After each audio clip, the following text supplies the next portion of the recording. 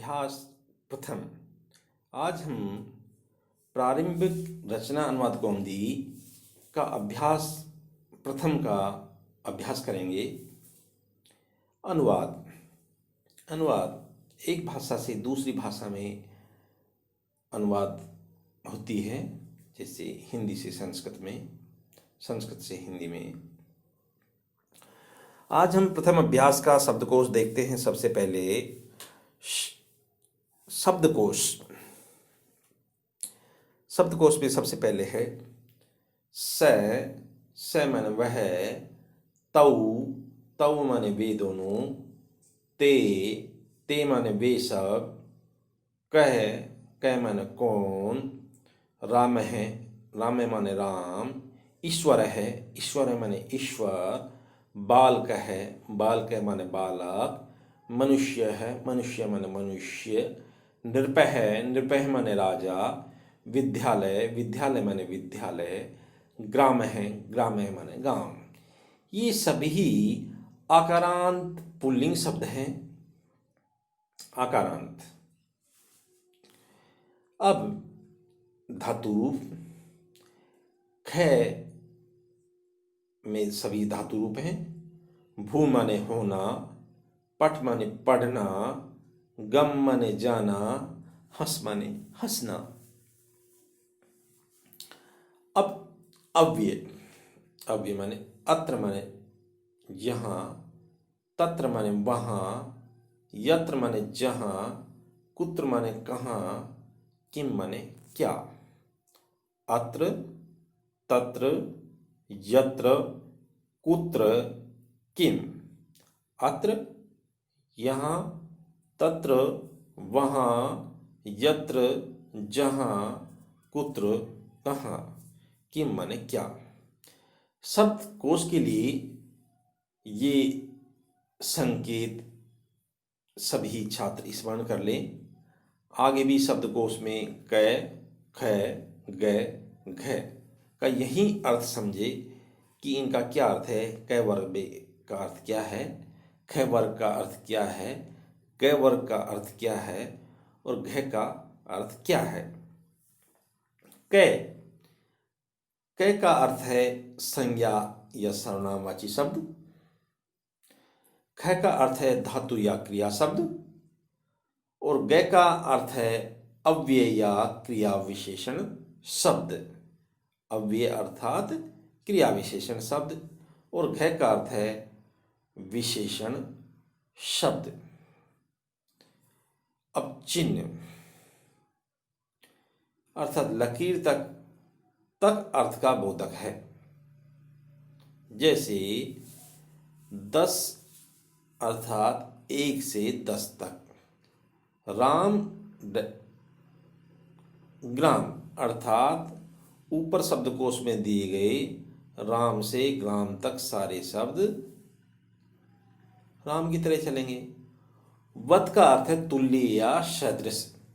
जिस शब्द या धातु के तुल्य अन्य शब्दों या धातुओं के रूप चलेंगे उनका संकेत वत लगाकर किया जाएगा। जैसे नामवत अर्थात राम के तुल्य रूप चलेंगे। भवतीवत अर्थात भवती के तुल्य रूप चलेंगे। तीसरा, राम ग्राम। राम का रामवत अर्थात ऊपर जो शब्दकोश में दिए गए राम से ग्राम तक जो शब्द रूप हैं वो राम शब्द के रूप तुल्य चलेंगे। भू हस भवतीवर्त अर्थात भू से हस धातु रूप के भवती के तुल्य रूप चलेंगे। व्याकरणात्मक लट परस्मैपदी पद। राम शब्द के प्रथमा और द्वितीय विभक्ति के रूप स्मरण करने हैं। राम शब्द के प्रथमा और द्वितीय विभक्ति के रूप स्मरण करने। राम शब्द के तुल्य ही ईश्वर आदि का रूप भी चलेगा। जैसे राम है, रामऊ, रामः इति प्रथमा विभक्ति, रामम, रामऊ, रामान इति द्वितीय विभक्ति, रामेण, रामाभ्याम, रामई इति तृतीया विभक्ति, रामाय, रामाभ्याम रामेभ्यः इति चतुर्थी विभक्ति, रामात् रामाभ्याम रामेभ्यः इति पंचमी विभक्ति, रामस्य रामयो रामाणाम् इति षष्ठी विभक्ति, रामे रामयो रामेषु इति सप्तमी विभक्ति। लट का अर्थ है वर्तमान काल। प्रथम पुरुष में धातु के अंत में एक वचन में अति, द्विवचन में अतः और बहुवचन में अंति लगेगा, जैसे भवती, भवतः, भवन्ति। इसी प्रकार पट धातु के रूप भी बनाने हैं। लट आदि में गम को गच्छ हो जाता है, जैसे गच्छति, गच्छतः, गच्छन्ति। नियम संख्या 1, कर्ता के अनुसार क्रिया का वचन और पुरुष होता है, जैसे स पठति, कर्ता प्रथम पुरुष एक वचन, अतः क्रिया भी प्रथम पुरुष एक वचन की होगी। नियम संख्या 2, तीनों लिंगों में धातु का वही रूप होता है, अर्थात पुल्लिंग, स्त्रीलिंग, नपुंसकलिंग, इन तीनों लिंगों में जो धातु रूप होता है वो समान होता है, अर्थात कोई परिवर्तन नहीं होता। जैसे नियम संख्या 3, कर्ता में प्रथमा विभक्ति होती है और कर्म में द्वितीय विभक्ति होती है। अब देखते हैं उदाहरण वाक्य। वह पढ़ता है, इसका संस्कृत करेंगे स पढ़ती, स करता है, उसके साथ ये प्रथम पुरुष का एक वचन है, इसके साथ प्रथम पुरुष की एक वचन की ही क्रिया आएगी, श है, पढ़ती। वे दोनों पढ़ते हैं, तौ पढ़ता है। वे सब पढ़ते हैं, ते पठन्ति। वहाँ क्या हो रहा है, वहाँ का आएगा अर्थ तत्र किम भवति। बालक कहाँ जाता है, बालक वहाँ जाता है, बालक है, तत्र गच्छति।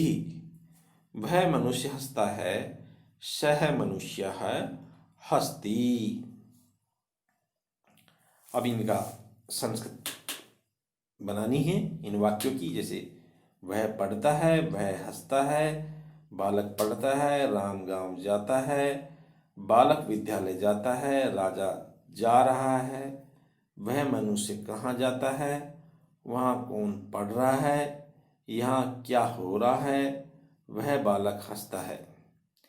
ख में वे दोनों पढ़ते हैं, वे दोनों कहाँ जाते हैं, दो बालक हंसते हैं, दो मनुष्य गांव जाते हैं, दो बालक विद्यालय जाते हैं, वे सब पढ़ते हैं, सब बालक हंसते हैं, सब मनुष्य गांव को जाते हैं, वे बालक जहाँ जाते हैं वहाँ हंसते हैं, सब बालक पढ़ रहे हैं। इनमें अशुद्ध वाक्य दिया है, उनको शुद्ध वाक्य बनाना है। चौथा अभ्यास प्रश्न है, शुद्ध करो तथा नियम बताओ। पांचवा अभ्यास प्रश्न है, अभ्यास संस्कृत में। छठा है, वाक्य बनाओ। ये आज का अभ्यास प्रथम समाप्त हुआ।